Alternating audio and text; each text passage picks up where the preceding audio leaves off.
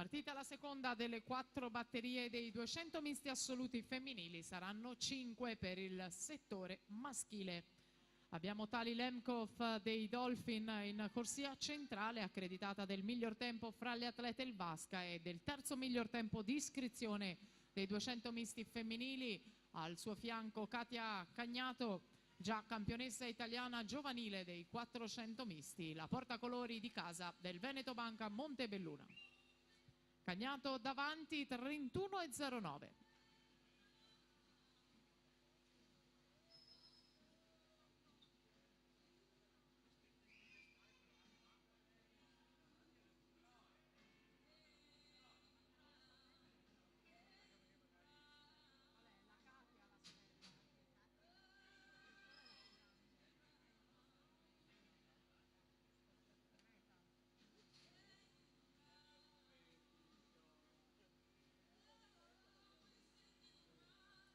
A metà gara la Lemkov si porta in prima posizione 1.07.53, a 80 centesimi la Cagnato vira in seconda posizione.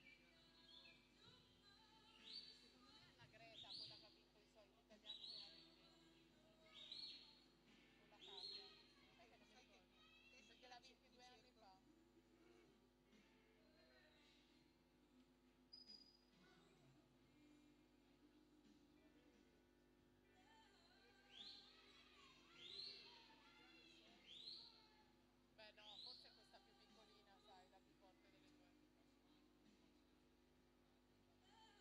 due. Volata finale stile libero, intanto il testa a testa si protrae fra la Cagnato 1,50 e 22, la Lemkov che segue a un centesimo, Lemkov che accelera nello stile libero. Una buona fluidità nell'azione finale per la Lemkov, un ottimo galleggiamento per l'atleta del Leopold Dolphin.